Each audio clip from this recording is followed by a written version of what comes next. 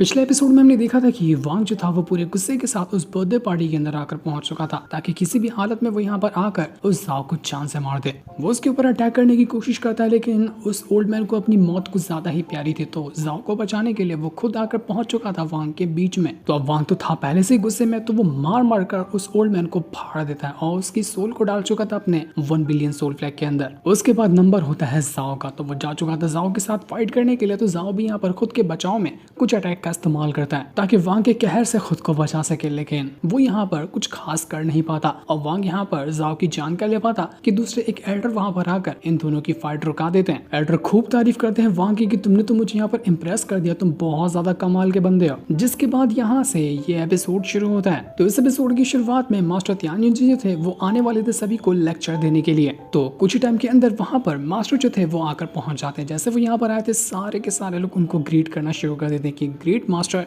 और आपका यहाँ पर वेलकम है। यहाँ पर आने के बाद मास्टर त्यान जी थे वो यहाँ पर कहने लग जाते कि देखो, अगर तुम मुझे प्यार से कहना चाहते हो ना तो तुम मुझे ऑल सीर भी बुला सकते हो, क्योंकि मुझे मास्टर त्यान जी भी कहा जाता है और ऑल सीर भी कहा जाता है। मैं तुम्हें जरा अपने बारे में इंट्रोडक्शन देना चाहता हूँ कि मैंने करीब करीब 10,000 साल तक के कल्टीवेशन की है और मैंने हेवनली दाव को बहुत बहुत अच्छी तरह से समझा है। और जो भी मेरी अंडरस्टैंडिंग है ना, मैं चाहता हूँ कि मैं यहाँ पर जितने भी डिसेबल वगैरह यहाँ पर आए हुए हैं उनके साथ शेयर करो ताकि वो भी अपनी कल्टीवेशन के बारे में और अच्छी तरह से जानकारी हासिल करवाएं। लेकिन यहाँ पर मास्टर त्यान जी, जिनको हम ऑल सीर ही कह सकते हैं, वो कुछ बता क्या पाते कि इससे पहले वहाँ पर आसमान का रंग बदलने लग जाता है और वहाँ पर बहुत ज्यादा अजीब सा और फैलने लग गया था। जिसके बाद वहाँ पर एक बंदा आता है, वो कहने लग जाता है कि ऑल सीर, तुम्हारा तो 10,000 सालवा बर्थडे है ना, तो मैं कैसे यहाँ पर नहीं आता, इसलिए मैं यहाँ पर आया हूँ। वहाँ पर एक एल्डर आकर पहुंच चुका था, उसका नाम सुन जोंग होता है। वो यहाँ पर आने के बाद कहने लग जाता है कि माफ करना ऑल सीर कि मैं तेरे लिए कुछ खास गिफ्ट नहीं लेकर आ पाया, ऐसे खाली हाथ ही आ गया, बुरा तो नहीं लगा ना तुझे?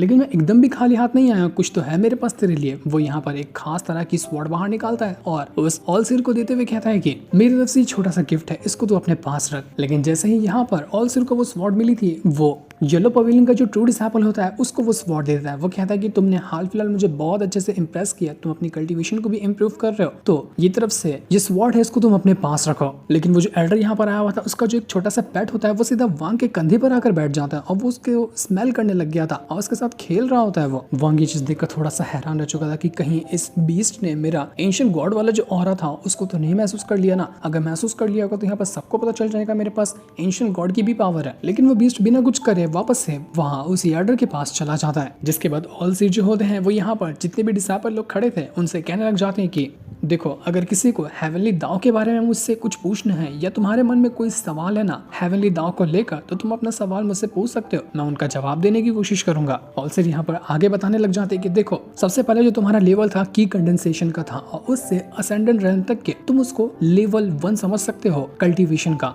अगर कोई बंदा की कंडेंसेशन से असेंडेंट रैंक तक के पहुंच जाता है ना, तो समझो कि उसने कल्टीवेशन के पहले स्टेप को पार किया। उसके बाद तो और भी भारी स्टेप आते हैं। उसके बाद आता है इल्यूजनरी यिन और यांग एनर्जी, फिर निर्वाणा शैटर रैलम आता है और निर्वाणा शैटर रैम जो है वो परफेक्ट कॉम्बिनेशन होता है कल्टीवेशन का और दाव का। जब तुम निर्वाणा शैटर रैम तक के पहुंच जाओगे ना, तो वो होगा तुम्हारा कल्टीवेशन का सेकंड स्टेप असेंडेंट से निर्वाणा रैम तक का। और उसके बाद आता है थर्ड स्टेप, उसमें सबसे ज्यादा फोकस रहेगा दाव एनर्जी पे। उसमें तुम्हें समझ में आएगा कि असल में दाव होता क्या है, दाव का जो प्योर एसेंस है उसको तुम महसूस कर पाओगे। ये सारी चीजें होंगी थर्ड स्टेप के अंदर, लेकिन ये बहुत ज्यादा मुश्किल होता है। कोई अगर कल्टीवेटर वहां तक के पहुंच भी जाए ना, तो भी उसके बाद उसको अपॉर्चुनिटी मिलती है दाव को समझने की। अगर उसमें वो पास कर पाए तो ठीक है, वरना फिर जितनी भी उसकी मेहनत होगी ना वो सब की सब खत्म हो जाएगी। सब कुछ मानोगे उसका बर्बाद हो गया। इतना खतरनाक होता है वो। दाव स्टेप तक पहुंचने के लिए तुम्हें कम से कम 10,000 साल की कल्टीवेशन का एक्सपीरियंस होना चाहिए, जितना कि अभी मेरे पास है। और अगर वहां जाकर तुमने गलती की ना, तो समझ लो कि तुम्हारी पूरी की पूरी 10,000 साल की मेहनत बिल्कुल वेस्ट हो जाएगी और तुम्हारे हाथ कुछ नहीं लगेगा। इतना हार्ड होता है थर्ड स्टेप को कंप्लीट करना। ये सुनकर वांग हैरान रह चुका था। वो कहने लग जाते कि अरे, जैसा कि ऑल सीर ने बताया, तो उनके हिसाब से तो मैंने यहाँ पर अभी तक के अपना फर्स्ट स्टेप ही कल्टीवेट नहीं किया है, क्योंकि मैं अभी तक के असेंडेंट रैंक पे थोड़ी ना पहुंचा हूं। असेंडेंट तक जाऊंगा तब जाकर मेरा फर्स्ट स्टेप कंप्लीट होगा। फर्स्ट स्टेप ही यहाँ पर कितना मुश्किल है, थर्ड स्टेप को कंप्लीट करना तो उससे भी ज्यादा खतरनाक लग रहा है। जब वांग यहाँ पर कुछ सोच ही रहा था, तो ऑल सीर उससे कहने लग जाते कि वांगलिन, क्या तुम्हारे मन में कुछ सवाल है? क्या तुम मुझसे कुछ पूछना चाहते हो? क्योंकि तुम्हारे एक्सप्रेशन से ऐसा ही लग रहा है। तो वांग यहाँ पर कहना चाहता है कि हाँ, मेरे मन में एक सवाल है। मैं यहाँ पर आपसे एक चीज पूछना चाहता हूँ कि देखो, जब भी कल्टीवेशन की बात होती है ना, तो सबसे ज्यादा फोकस रहता है 3 चीजों पे। पहला होता है इमॉर्टल कल्टीवेशन, दूसरा होता है ट्रूथ कल्टीवेशन और तीसरा होता है दाव कल्टीवेशन। तो मैं आपसे ये पूछना चाहता हूँ कि आप दोनों को साइड करके सबसे ज्यादा दाव कल्टीवेशन पे क्यों फोकस करते हैं? आपने सबसे ज्यादा मेहनत की है दाव कल्टीवेशन को समझने के लिए, तो आपने बाकी के दोनों कल्टीवेशन पे उतना ध्यान क्यों नहीं दिया? तो अलसे कहने लग जाता है कि बहुत बढ़िया सवाल है, मैं तुम्हें इसका जवाब देता हूँ। तुमने जो सबसे पहला टर्म बताया ना, इमॉर्टल कल्टीवेशन, इसको एंशिएंट टाइम से शुरू किया गया था। तुम्हें शायद पता होगा कि इमॉर्टल रैम कौन सी जगह है, शायद तुम वहां पर कभी गए भी होगे। वहां से इमॉर्टल कल्टीवेशन की शुरुआत हुई थी, जब वो जगह बहुत ज्यादा खूबसूरत हुआ करती थी। अब तो वो जगह पूरी तरह से बर्बाद हो चुकी है, इसलिए धीरे धीरे यहाँ पर इमॉर्टल कल्टीवेशन का जो टर्म है ना, उसको कम ही इस्तेमाल किया जाता है। उसके बाद तुमने कहा ट्रूथ कल्टीवेशन, जिसका मतलब ये होता है कि कल्टीवेशन से जुड़ी हुई सच्चाइयों को हासिल करना। जब इमॉर्टल रैम पूरी तरह से बर्बाद हुआ था ना, तो वहाँ के जितने भी कल्टीवेटर वगैरह थे वो लोग बिल्कुल टूट चुके थे। कई सारे लोगों की कल्टीवेशन गई, कितने लोगों की जाने गई, इसकी कोई खबर नहीं थी। लेकिन फिर भी उनका भरोसा रहा कल्टीवेशन में। उन्होंने कल्टीवेशन को समझा और कल्टीवेशन की सच्चाई जानने की कोशिश की, जिसके बाद यहाँ पर बन के आया ट्रूथ कल्टीवेशन। लेकिन जैसे जैसे जमाना गुजर रहा है ना, ट्रूथ कल्टीवेशन और इमॉर्टल कल्टीवेशन को लोग पीछे करते जा रहे हैं। अब जो सबसे लेटेस्ट में आया है वो है दाव कल्टीवेशन।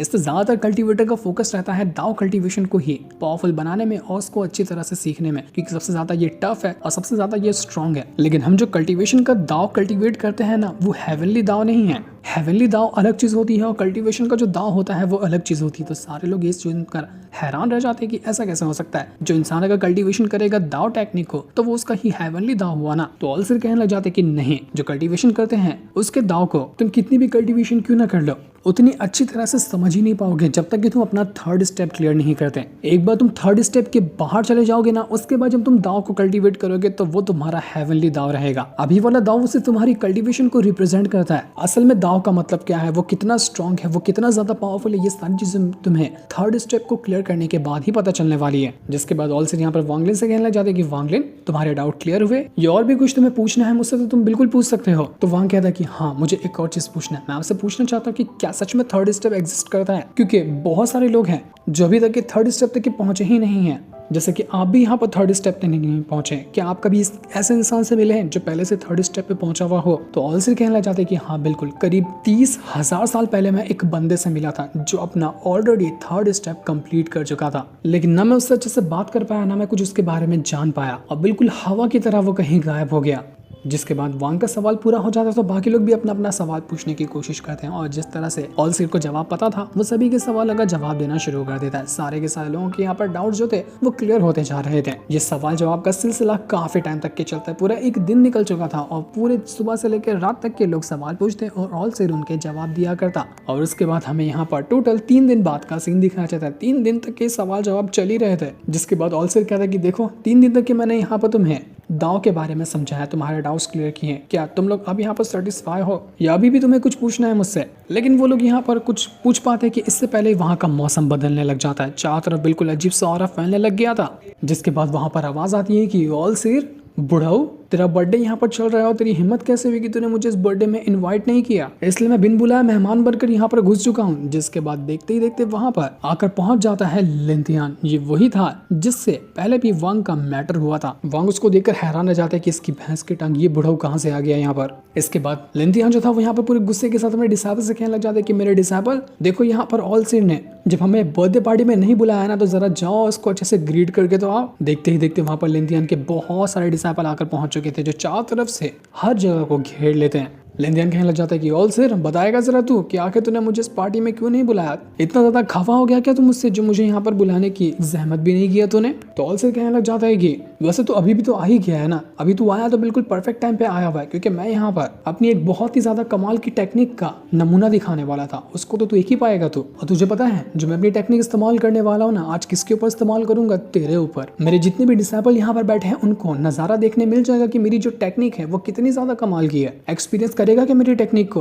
तू मेरा बलि का बकरा बनने के लिए यहाँ पर आया हुआ है, तो मैं यहाँ पर अपनी टेक्निक तेरे ऊपर ही इस्तेमाल करूंगा। जो सुनकर लिंथियान जो था वो काफी ज्यादा गुस्सा हो चुका था। वो उसे कहना चाहता है कि ठीक है, तुझे इस्तेमाल ही करना ना, चल इस्तेमाल करके दिखा, मैं भी तो देखूं कि तेरी टेक्निक के अंदर कितना दम है। तो ऑल सिर जो था वो यहाँ पर कहने लग जाता है सारे के सारे डिसाइबल से कि मेरे डिसाइबल देखो, जो मैं टेक्निक एक्टिवेट कर रहा हूँ ना, इसका नाम है middle grade celestial guardian art. सबसे ज्यादा इस टेक्निक का इस्तेमाल करते थे इमॉर्टल रैल्म के जो लोग हैं ना, वो लोग, जिसकी मदद से बाकी लोग जो कि इमॉर्टल लैंड में कभी गए नहीं है, ना इमॉर्टल लैंड को जानते हैं, वहाँ की टेक्निक वगैरह को देख कर समझ सके कि इमॉर्टल लैंड कितना अच्छा था और कितनी वो पावरफुल जगह थी, तो यही टेक्निक को मैं यहाँ पर एक्टिवेट करने वाला हूँ। तो सारे लोग बिल्कुल ध्यान से देखना। इतना कहते साथ ही वो यहाँ पर अपनी टेक्निक को एक्टिवेट कर चुका था। जैसे वो अपनी टेक्निक को एक्टिवेट करता है, वहाँ पर अजीब सा ऑरा फैलने लग जाता है। बादलों का कलर बदल चुका था, बादल के अंदर छेद होने लग जाते हैं और अजीब सा ऑरा चारों तरफ फैल चुका था। और तब बादल के अंदर से बादलों को फाड़ कर एक ड्रैगन बाहर निकल कर आता है। वो ड्रैगन इतना कमाल का था कि उसका जो ऑरा होता है, उससे जितने भी डिसाइपल यहाँ पर मौजूद थे वो लोग उसका ऑरा हैंडल नहीं कर पा रहे थे, क्योंकि उस ड्रैगन के अंदर से निकलने वाला ऑरा ही इतना ज्यादा कमाल का था कि उसके सामने कोई ढंग से खड़ा तक नहीं हो पाया। वांग भी ये चीज देखकर हैरान रह जाता है कि भैंस के टांग, ये ड्रैगन तो उतनी दूर से मेरा ऑरा छीन रहा है यहाँ से, मेरी इमॉर्टल पावर जो है वो एब्सॉर्ब करता जा रहा है वो ड्रैगन इतनी दूर होकर भी। लेकिन एक कमाल की बात है कि जो मैंने यहाँ पर उस लड़की की दी हुई टेक्निक का इस्तेमाल किया था, वो टेक्निक मेरे ऑरा को खत्म होने से रोक रही है। इस टेक्निक को कुछ भी नहीं हुआ, कमाल की टेक्निक थी ये तो ये देखकर लिन तियान जो था वो काफी ज्यादा भड़क चुका था। वो भी यहाँ पर अपनी पावर का इस्तेमाल करना शुरू कर देता है ताकि वो यहाँ पर ऑलसिर के अटैक को डिस्ट्रॉय कर सके। तो ये देखकर ऑलसिर जो थे वो अपने अटैक को और ज्यादा स्ट्रॉन्ग बना देते हैं और जैसे उनके अटैक के अंदर से ऑरा बाहर निकला था, जितने भी डिसाइपल वगैरह थे लिन तियान के, वो सारे के सारे यहाँ पर फट कर खत्म होने लग गए थे। सबकी वाट लग चुकी थी। तो ये देखकर लिन तियान भड़क जाता है कि तेरी हिम्मत कैसे भी, बुढ़ा हुआ ऑलसिर, तूने मेरे डिसाइपल को मारा है, इसलिए मैं तुझे भी मार डालूंगा। वो सीधा जा चुका था ऑलसिर के ऊपर अटैक करने के लिए, लेकिन ऑलसिर भी यहाँ पर अपनी पावर का इस्तेमाल करते हुए उस लिन तियान का जो बीस्ट होता है उसको ही ट्रैप कर देते हैं, जिस वजह से वो बीस्ट ऑलसिर के करीब तो आया था लेकिन फिर भी वो कुछ कर नहीं पाता और उसकी हालत पूरी तरह से खराब हो जाती है। कोई भी अटैक लिन तियान का ऑलसिर के ऊपर लग ही नहीं पा रहा था क्योंकि ऑलसिर था ही इतना ज्यादा स्ट्रॉन्ग। जिसके बाद वहां पर एक लड़की आती है और ये लड़की कोई और नहीं बल्कि यहाँ पर ऑलसिर ने जो टेक्निक को एक्टिवेट किया था और उसके अंदर से जो ड्रैगन निकला था वही ड्रैगन की पावर से बनी हुई थी। यानी कि ये लड़की उसी टेक्निक का एक पार्ट है। जो भी इस टेक्निक को एक्टिवेट करेगा वो इस लड़की को भी समन कर सकता है। तो वो लड़की जो थी इतनी ज्यादा स्ट्रॉन्ग थी जिसकी पावर का अंदाजा भी नहीं लगाया जा सकता। जैसे वो यहाँ पर आई थी उसके ऑरा से ही जितने भी लिन तियान के डिसाइपल वगैरह थे वो सब उड़कर वहां से गायब ही हो जाते हैं। पूरा सन्नाटा छा चुका था, सारे के सारे डिसाइपल को ही गायब कर दी वो लड़की उस लिन तियान के, और अकेला यहाँ पर रह चुका था लिन तियान। उसको समझ ही नहीं आता कि भैंस के टांग यहाँ पर हुआ क्या, मेरे सारे के सारे लोग गायब हो गए। वो यहाँ पर ऑलसिर से कहने लग जाते कि ऑलसिर बुढ़ाऊ, तूने ये करके मेरे साथ अच्छा नहीं किया, तूने मेरे सारे डिसाइपल को गायब कर दिया, मेरे सारे वेपन अटैक सबको डिस्ट्रॉय कर दिया, छोड़ूंगा नहीं मैं तुझे। इज्जत से बता कि तूने यहाँ पर इस टेक्निक का इस्तेमाल करते हुए मेरे डिसाइपल को कौन सी दुनिया के अंदर भेज दिया है। मुझे मेरे डिसाइपल वापस चाहिए वरना तू मरेगा। तो ऑलसिर कहने लग जाते कि अबे इतना गुस्सा होने की जरूरत नहीं है, तेरे डिसाइपल को जहाँ भेजा है ना 3 दिन बाद वो इसी जगह पर वापस आ जाएंगे, कुछ नहीं होगा उनको, इसलिए उनकी फिक्र करने की तुझे जरूरत नहीं है, तू अपनी फिक्र कर ले, वही बहुत बड़ी बात है। लेकिन हाँ, तेरे कुछ डिसाइपल की मुझे जरूरत होगी तो उनको मैं अपने पास ही रख लूंगा और बाकियों को तेरे हवाले कर दूंगा मैं। पर तभी वहां के अंदर जो वो किलिन बीस्ट होता है वो यहाँ पर लिन तियान का जो बीस्ट था उसको देखकर पहचान चुका था। इसके बाद लिन तियान जो था वो यहाँ पर अपने बीस्ट से कहने लग जाता है कि मेरे बीस्ट चल वापस चल, हम वापस आएंगे 3 दिन बाद अपने डिसाइपल को लेने के लिए। लेकिन वो जो लिन तियान था यहाँ पर ऑलसिस को धमकाते हुए जाता है कि देख 3 महीने का तुझे टाइम देता हूँ, 3 महीने के अंदर अपने सेक्ट में से एक खास बंदे को चुन लेना और उसको स्पिरिट गेट के पास भेज देना। आज का जो मैटर हुआ है मैं उसका बदला उसी से वहां पर लूंगा, देखता हूँ कि तेरे किस डिसाइपल के अंदर ज्यादा जिगर है और कौन वहां पर आ चुका है। इतना कहने के बाद वो तो वहां से जा चुका था, जिसके जाने के बाद ऑलसिर होता है वो यहाँ पर कहने लग जाता है कि देखो अभी तक के हमारे जितने भी 7 पवेलियन है ना, उनमें से येलो पवेलियन और पर्पल पवेलियन, यही दोनों ऐसे 2 पवेलियन है जिनका ट्रू डिसाइपल अभी तक डिसाइड नहीं हुआ है। तो मैं यहाँ पर उन दोनों को अपॉर्चुनिटी देना चाहता हूँ कि अब यहाँ पर उन दोनों पवेलियन के अंदर से भी एक ट्रू डिसाइपल को चुना जाएगा। यहाँ पर कंपटीशन होगा, कंपटीशन में जो जीतेगा वो बनेगा अपने अपने पवेलियन का ट्रू डिसाइपल। तो बताओ दोनों पवेलियन के डिसाइपल, क्या तुम इस कंपटीशन के लिए तैयार हो? अब लगता है कि यहाँ पर वो कमाल का कंपटीशन शुरू होने वाला है जिसको जीतकर वांग बनेगा ऑफिशियली ट्रू डिसाइपल। वो जैसा हमें पता चलेगी नेक्स्ट एपिसोड के अंदर जिस सीन को दिखाते साथ ही ये वाला एपिसोड यहीं पर एंड हो जाता है। Thanks for watching.